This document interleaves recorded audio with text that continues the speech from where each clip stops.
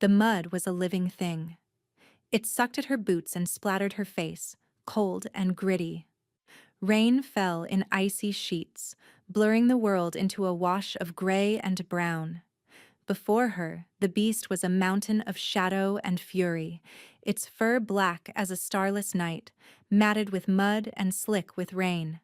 Its eyes were burning gold, twin furnaces in the gloom, fixed on her. It was the king's beast, his other half, his wolf. A low growl rumbled from its chest, a sound like grinding continents. It was not a sound of aggression. She had learned the difference in the last harrowing hour.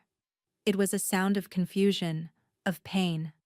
Alara took a staggering step forward, her own small frame trembling not with cold, but with a terrifying, bone-deep resolve. Her hands were outstretched, palms up, an offering, a plea. From the edge of the churned-up paddock under the relative shelter of an ancient oak, he watched. The Alpha King, Kalen. His face, usually a mask of glacial indifference, was stripped bare. Rain traced paths down the sharp planes of his cheeks, but it was the stillness that was so unnerving. He stood as if carved from the very winter he embodied, his silver eyes locked on the impossible scene. He had never seen his beast, the raw, untamable rage of his bloodline, do anything but hunt, fight, or kill. He'd never seen it play. The beast lowered its massive head, its wet nose nudging her empty palm. A puff of hot air ghosted over her frozen fingers. She didn't flinch. She couldn't afford to. Behind the beast, a small village child was huddled against a fence post, weeping silently, the initial target of the wolf's confused rampage. Alara sank to her knees in the cold, clinging mud, bringing her eyes level with the enormous predator. She ignored the king. She ignored the terrified villagers peering from their windows. She ignored everything but the pained, golden gaze of the monster before her. "It's all right," she whispered, her voice a fragile thread against the storm. "I'm here." And as the beast whined, a sound of pure misery, and laid its colossal head in her lap, the world fractured, and her mind plunged backward. 3 months earlier. The world had been made of ink and dust. Alara's fingers were perpetually stained a dark blue-black, the mark of her trade. She was a scribe, a keeper of records in a village so small it barely registered on the kingdom's maps. Her life was a quiet rhythm of scratching quills, the dry scent of old parchment, and the weight of being utterly invisible. Still wasting light on those useless scrolls? The voice was sharp, laced with the familiar, biting disappointment that had been the soundtrack to Alara's life. Her mother stood in the doorway of their small cottage, arms crossed, her face a thundercloud. "It's the village ledger's mother," Alara said, not looking up.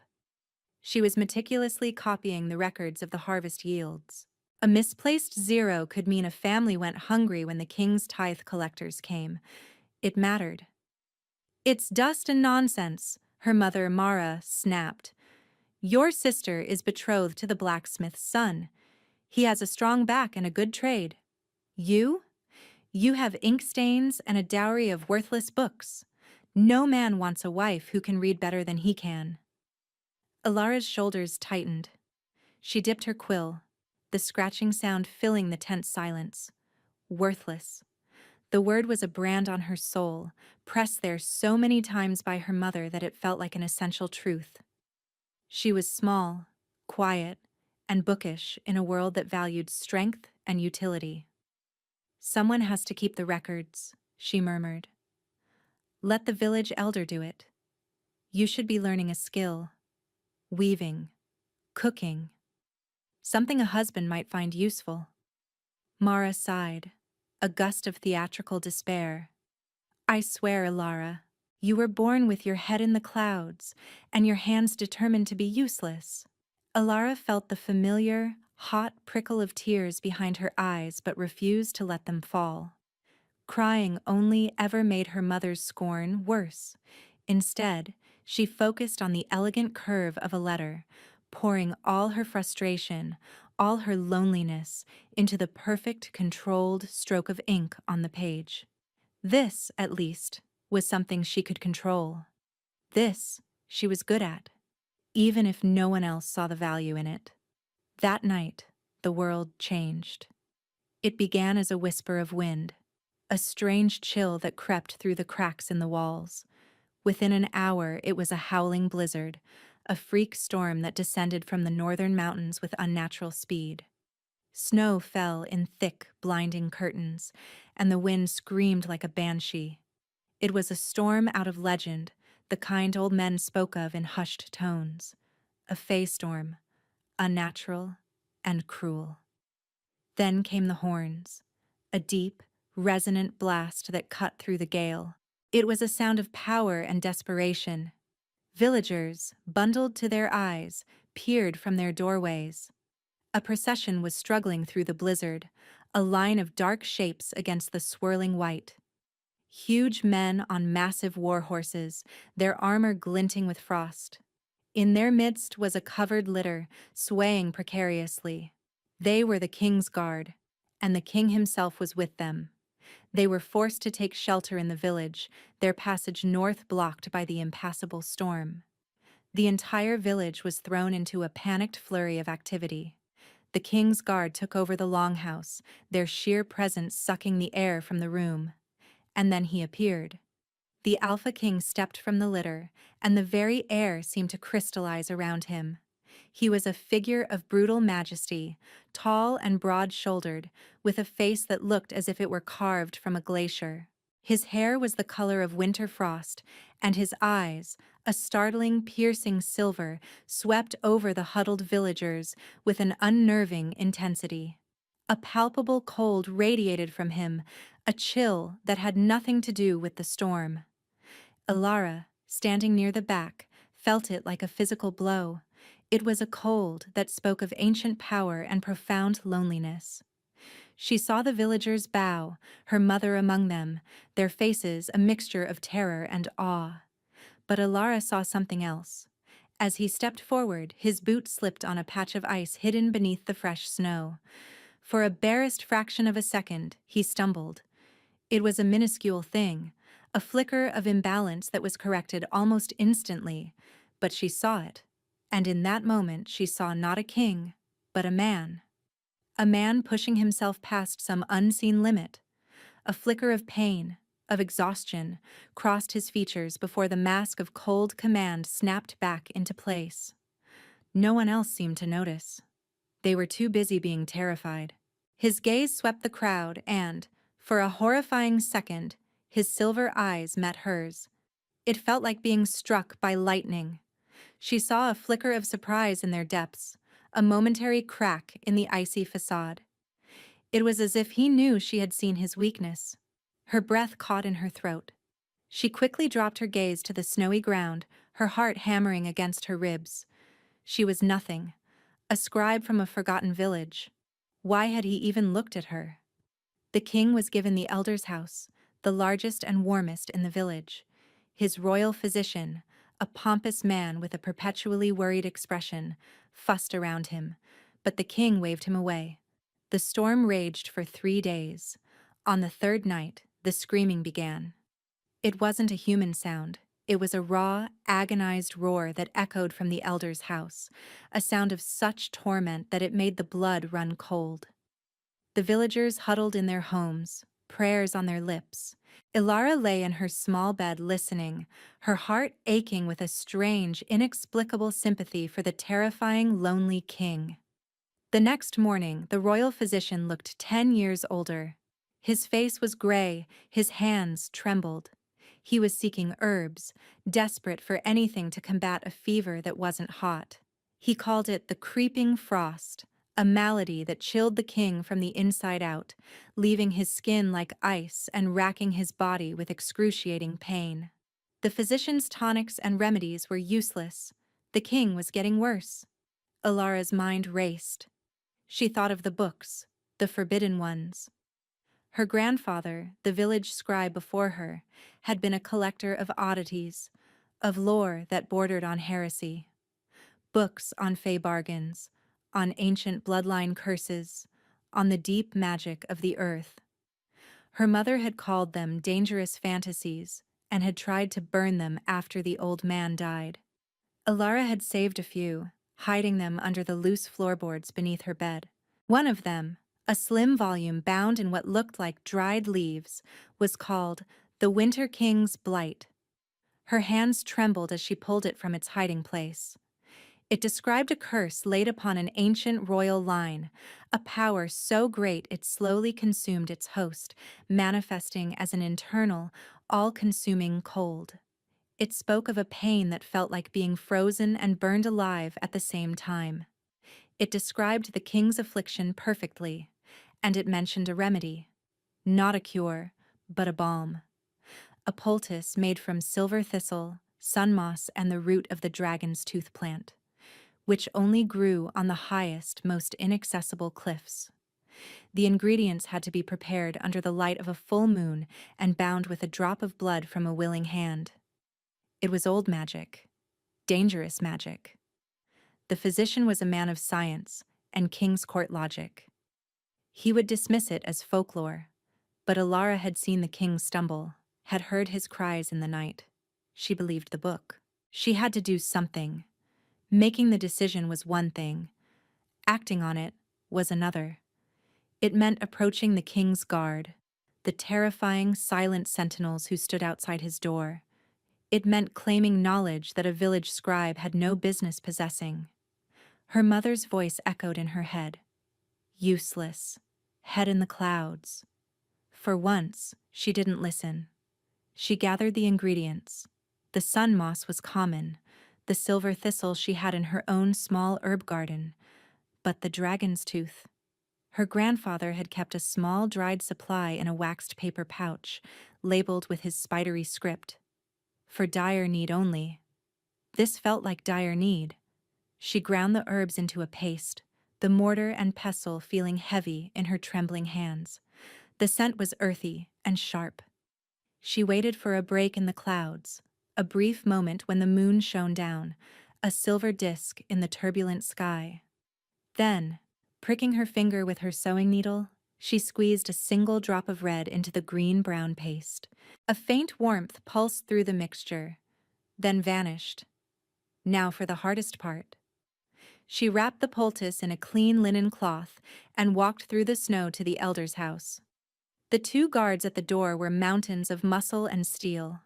They looked down at her, their expressions impassive. "I need to see the physician," she said, her voice barely a whisper. "The physician sees no one," the left guard rumbled. "It's for the king," she insisted, holding up the small bundle. "I have something that might help."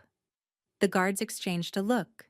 It was a look that clearly communicated she was an insignificant gnat. But from inside, a pained groan echoed, sharp and raw. The sound made Alara's own breath catch. "Let her in." A voice rasped from within.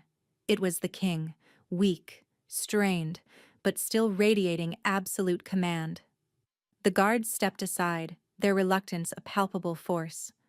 Alara entered the room. It was stiflingly hot, a massive fire roaring in the hearth, yet the air was still frigid.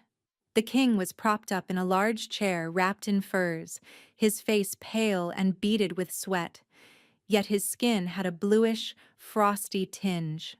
The royal physician wrung his hands nearby, looking utterly defeated. The king's silver eyes found her. They were clouded with pain, but still sharp. "You have something for me, little scribe?" His voice was a low growl, rough with agony. She swallowed, her throat dry. "It's an old remedy, Your Majesty, for the frost." The physician scoffed. "Your Majesty, this is folly.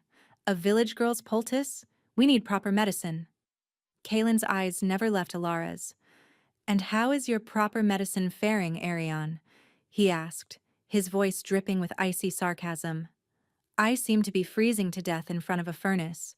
Your expertise has been underwhelming." The physician paled and fell silent. The king gestured with a trembling hand toward himself. "Bring it." Alara approached him as if he were a sleeping wolf. The closer she got, the more intense the cold became. It was like standing next to an open door in the dead of winter. She could feel the power rolling off him in waves, chaotic and agonizing. "Where is the pain worst?" she asked softly. He looked surprised by the question. He seemed to consider it, as if no one had ever asked. "My chest," he finally grated out. "It feels hollowed out, packed with ice." With trembling fingers, she motioned to the furs. He gave a slight nod. She gently pulled back the heavy pelts. The front of his tunic was open at the neck, and she could see the skin of his chest. It was pale, too pale, and traced with a faint crystalline pattern of blue, like frost on a window pane. It was horrifyingly beautiful. She unwrapped the poultice. The earthy scent filled the air. Taking a deep breath, she placed the linen cloth directly over the center of his chest, over the terrifying, beautiful frost. The moment it made contact, the king arched his back with a sharp hiss of breath. A low growl rumbled in his throat. "Your Majesty!" the physician cried, rushing forward. "Stay back!" Kalen snarled, his eyes shut tight. Alara kept her hand pressed firmly on the poultice, her own heart pounding in her ears. She could feel a strange energy transfer, a battle of temperatures beneath her palm. The intense, unnatural cold of his skin seemed to fight against the faint, earthy warmth of the herbs. "What is this?" he rasped, his voice tight. "Sun moss, silver thistle, and dragon's tooth root," she whispered, her voice shaking. His eyes snapped open. The pain was still there, but beneath it was a sliver of something else. Shock. Recognition. "Old magic," he breathed. "Where did a village scribe learn of such things?" "My grandfather's books," she confessed, feeling a fresh wave of terror. Possession of such lore could be seen as treason. He stared at her for a long moment, his silver eyes searching her face. The rigid lines of pain around his mouth seemed to soften almost imperceptibly. The blue, frosty pattern on his skin was not receding, but it seemed less sharp, less aggressive. "It helps," he said, the words heavy with disbelief. "The burning, it's less." He leaned his head back against the chair and, for the first time since the screaming had started, he seemed to find a moment of peace. He didn't sleep, but his breathing deepened, losing its ragged, painful edge. Alara stayed there, her hand resting over the poultice on his chest, the warmth of her own living flesh a barrier against the cold that radiated from him. She could feel the steady, powerful beat of his heart under her palm, a stubborn drum fighting against the frost. She was a worthless scribe, a girl with ink-stained fingers, and she was the only thing standing between the Alpha King and an agonizing death. The storm broke the next day, but the king was too weak to travel. He remained in the village, a silent, brooding eagle trapped in a sparrow's nest. Alara was ordered to attend him daily, her strange, archaic remedy the only thing that provided him any relief. The days fell into a strange routine. Each morning she would prepare a fresh poultice. Each afternoon she would sit with him for hours, her hand on his chest, a silent human anchor against the cold that threatened to consume him. They rarely spoke. The room would be silent but for the crackling of the fire and the sound of their breathing. But in that silence, something grew. She learned the landscape of his pain without him ever speaking of it.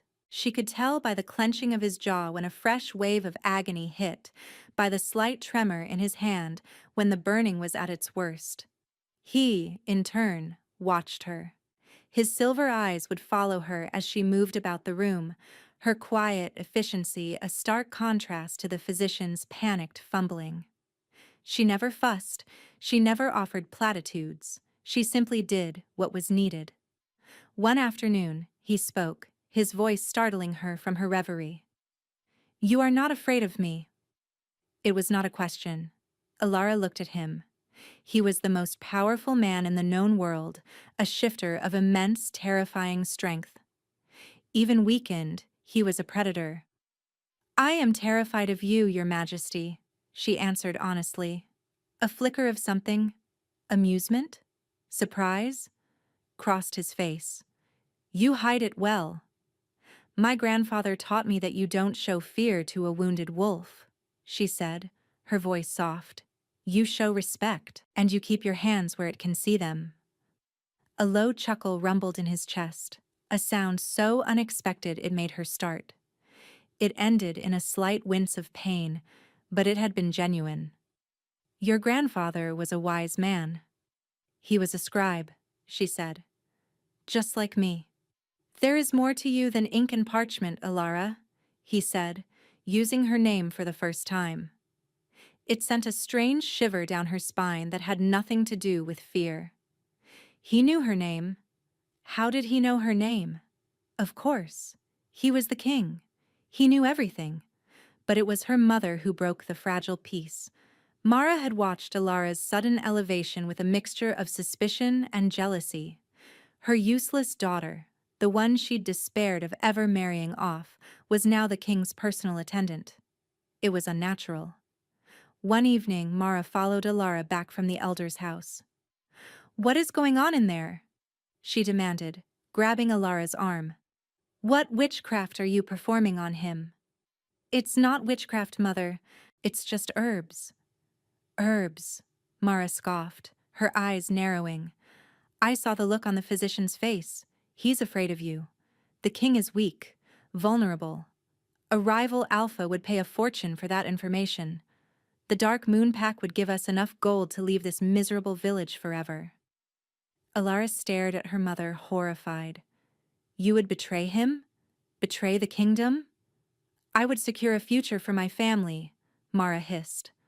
"Something you've never been capable of. Your sister has a husband. I have nothing. This is our chance." "No," Alara said, her voice firm. It was the first time she had ever truly defied her mother. "We will do no such thing." She pulled her arm away and walked back to her cottage, her heart a cold stone in her chest. She had thought her mother's scorn was the worst of her cruelty. She had been wrong. The next day, Alara found a sealed message tucked under her mother's mattress. It was written in Mara's clumsy script, addressed to a name Alara recognized with a jolt of fear: Lord Valerius, the alpha of the rival Dark Moon Pack, a man known for his cruelty and ambition. The note was simple. It spoke of the king's weakness, the creeping frost, and offered to deliver him for the right price. Rage, cold and pure, washed through Alara. It was a different kind of cold from the king's. This was the ice of betrayal. She took the message. She didn't know what she was going to do, only that she had to stop it. She went to the elder's house, her thoughts in a turmoil. She found Kalen sitting by the window, watching the snow melt. He looked stronger today. The color was returning to his face, the frosty patterns on his skin almost gone. "You are troubled," he said, not looking at her. The words tumbled out of her, a torrent of fear and fury. She told him everything. About her mother, the jealousy, the note. She held out the crumpled parchment, her hand shaking. "She would sell you," Ilara whispered, the shame of it burning her throat. "My own mother." He took the note, his expression unreadable. He read it, then looked from the parchment to her face. He was silent for a long time, his silver eyes searching hers. "She sees you as worthless," he stated, his voice flat. Ilara flinched, the word hitting her like a physical blow. She gave a bitter, humorless laugh. "It's the first thing she ever taught me." "She is wrong." The two words, spoken with absolute certainty, struck her with more force than a shout. He stood, and for the first time, he seemed to have regained some of his immense strength. He was still the king. He walked to the door and spoke a few quiet words to the guard outside. "Bring the woman, Mara, to me. Unharmed." An hour later, Mara was brought before him. She was defiant at first, her eyes flashing, but her bravado crumbled under his cold, silent gaze. "You would sell my weakness to my enemies," he said, his voice quiet but carrying the weight of mountains. He held up the note. "You would endanger your own village, your own people, for a handful of gold." "She's lying!" Mara shrieked, pointing a trembling finger at Alara. "That girl is a witch! She has enchanted you. I was trying to save you from her." Kaelin looked at Alara, who stood pale and silent by the hearth. Then he looked back at Mara. "I have been king for 500 years," he said, his voice dropping to a dangerous whisper. "I have seen empires rise and fall. I know the difference between enchantment and loyalty, between a witch and a healer. And I know the scent of a traitor." He turned to the guards. "This woman is banished. Take her to the border of my lands and leave her there. If she ever sets foot in my kingdom again, she will be executed on sight." Mara's face collapsed. She screamed, she pleaded, she cursed Alara's name, but the guards were implacable. They dragged her out, her cries fading into the cold afternoon air. The room was silent. Alara stood, trembling, wrapping her arms around herself. Her mother was gone. The woman who had been the source of all her pain, all her feelings of worthlessness, was gone. She should have felt relief. Instead, she just felt empty. "She is gone," Kaelin said softly from behind her. "I know," Alara whispered. A single tear traced a path down her cheek. Not for her mother, for the little girl who had only ever wanted her mother's love. He stepped closer. He didn't touch her, but she could feel the heat from his body. It was a normal heat now, the cold having receded to some deep hidden place inside him. "She was wrong about you," he said again, his voice a low rumble. "You are not worthless, Alara. You are rare. You are true." He placed a hand on her shoulder. It was a gesture of comfort, of solidarity. But from him, it felt like an anointing. His touch was warm, strong. It anchored her in the swirling vortex of her emotions. The obvious villain was gone.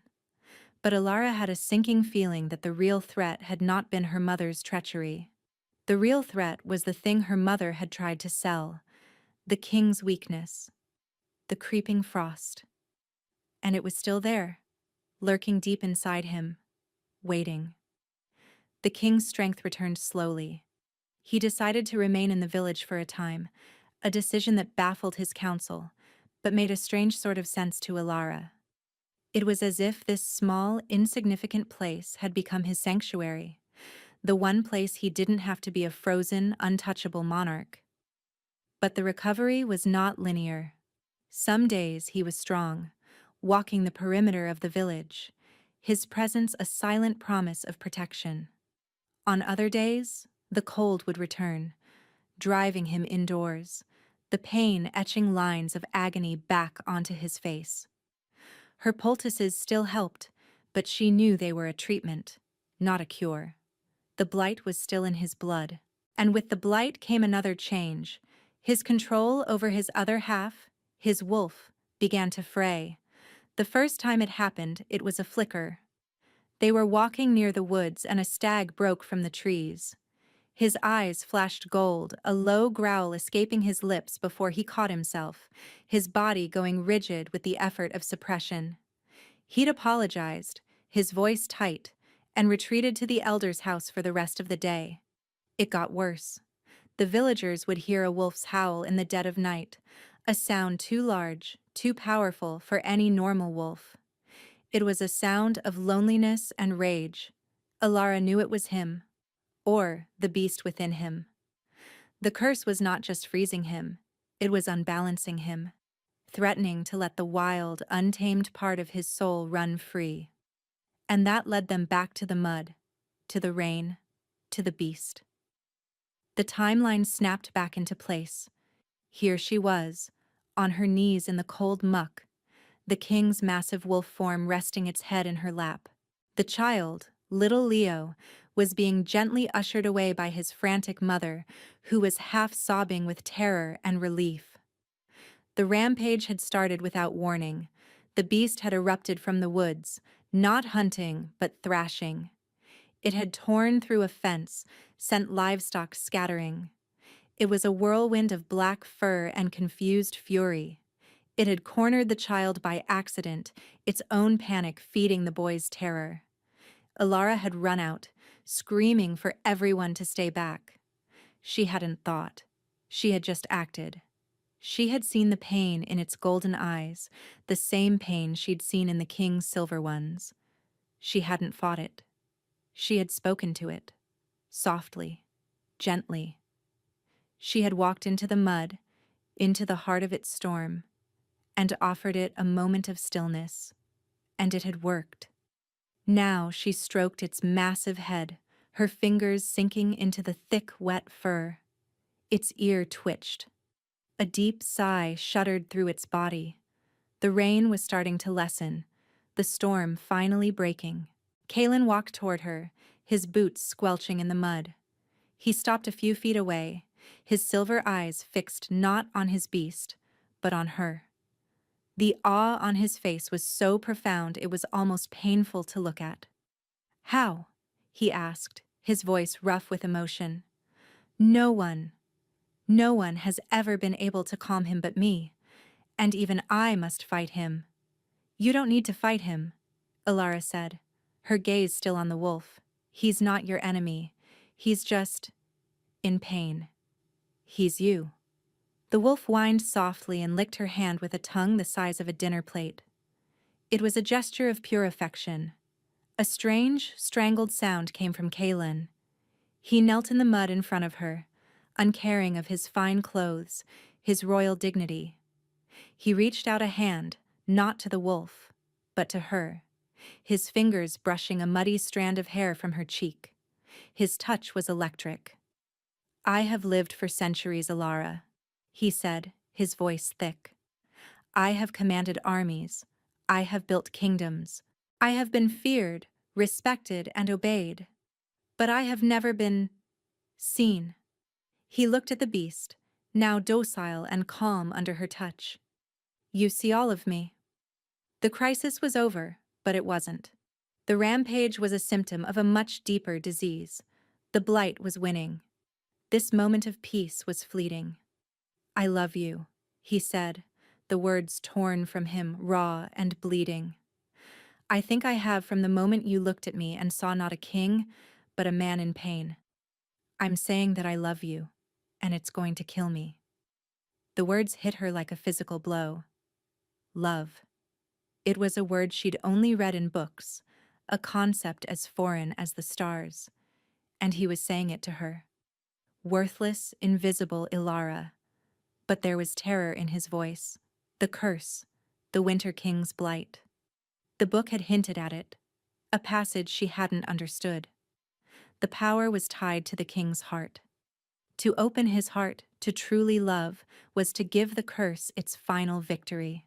"Then I will not let you," she whispered, her own heart breaking. "It's too late," he rasped, and a shudder went through him. He gasped, his hand flying to his chest. The wolf beside her scrambled to its feet, whining in distress as it sensed its master's agony. Kalen collapsed. He fell forward into the mud, and the cold that erupted from him was 1,000 times worse than before. It wasn't a radiating chill. It was an aggressive, devouring frost. The mud around him began to crackle and freeze. The air turned sharp and brittle. The wolf howled, a long, mournful sound of despair. Ilara scrambled to his side, turning him over. His face was already pale, his lips turning blue. The crystalline patterns were reappearing on his skin, no longer faint but thick and branching, like ice ferns growing under his flesh.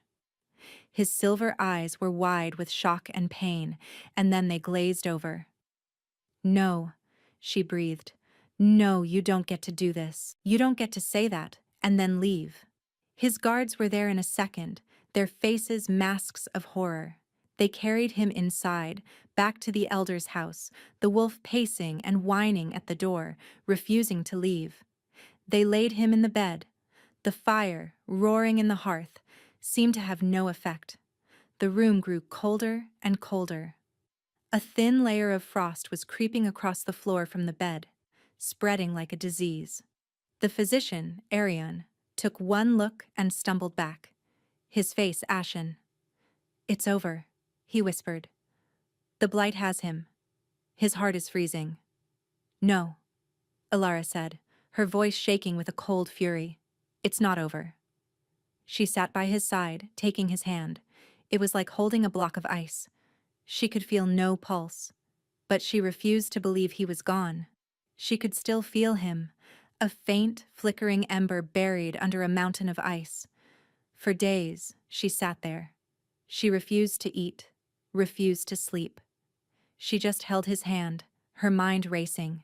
She went over every word in her grandfather's book, every scrap of lore she'd ever read. The curse was a thing of the soul, a wound of loneliness and despair made manifest. Her poultices had treated the symptoms, but the cause was deeper. His love for her, his first true emotional connection in centuries, had opened the floodgates. It had given the curse what it needed to finally consume him. Love was the poison. So what was the antidote? She looked at his frozen face, so still and peaceful, a terrifying mockery of sleep. And she thought about her mother. She thought about the rage that still simmered in her own heart, a cold, hard knot of betrayal and hurt.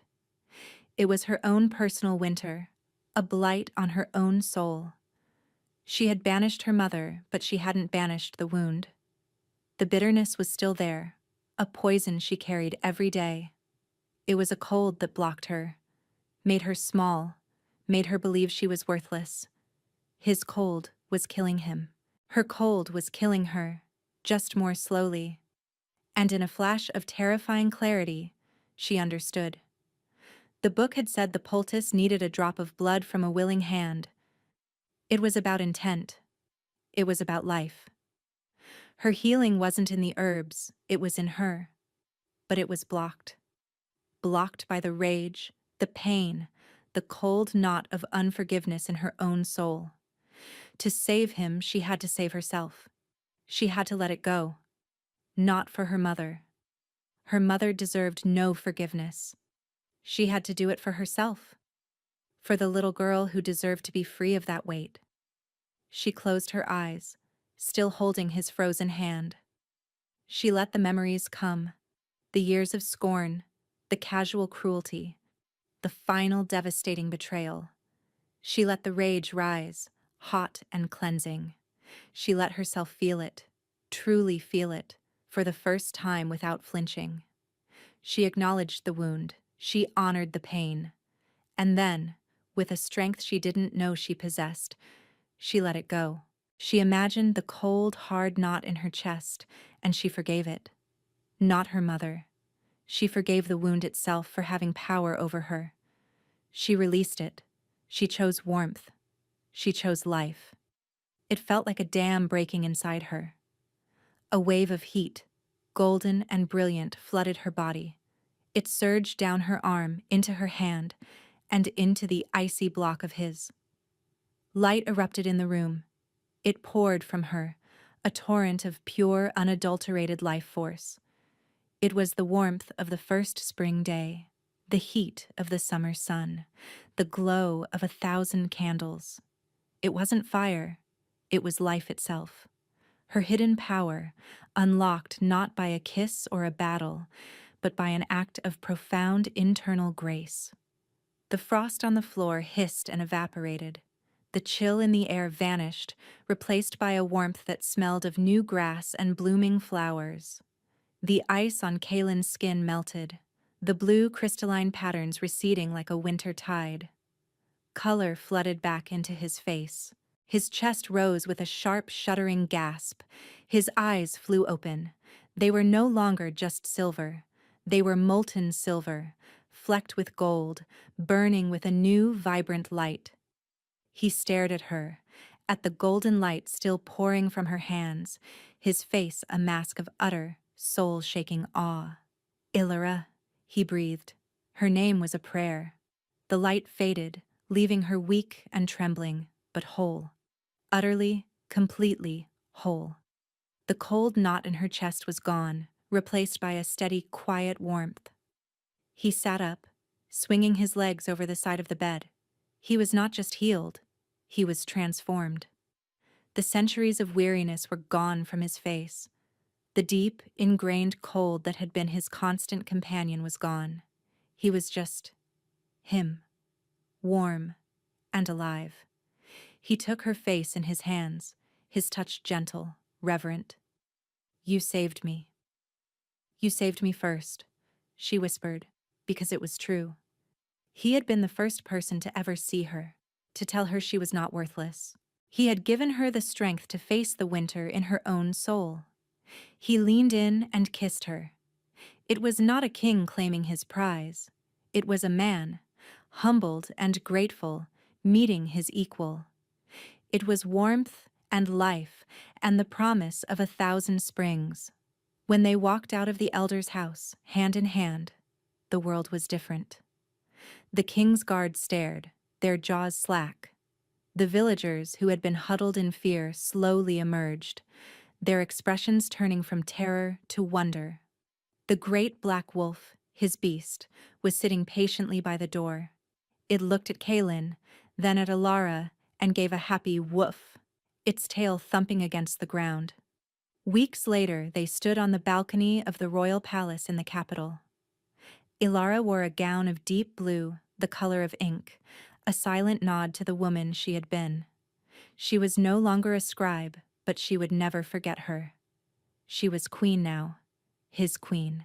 The courtiers and nobles who had once whispered about the king's strange affliction now whispered about the miracle worker who had saved him. They looked at her with awe, the girl from a nowhere village who had healed the unhealable. Kaelin came to stand behind her, wrapping his arms around her waist. He rested his chin on her shoulder, his warmth a constant, reassuring presence. "What are you thinking about?" he murmured, his voice for her ears alone. "Ink stains," she confessed with a small smile, "and mud, and how a person can be freezing in front of a fire." He chuckled, the sound warm and easy. "I am no longer cold." "I know," she said, leaning back against him. "Neither am I." Below them, the city sprawled, a kingdom at peace, a kingdom with a future, their future. It would not always be easy. There would be other storms, other battles, but they would face them together. The Alpha King and his scribe queen, two halves of a whole, two souls who had found their warmth in the heart of winter. He looked at her, his eyes full of a love that was no longer a curse, but a crown. And in their depths, she saw her own reflection, no longer small, no longer worthless, but shining.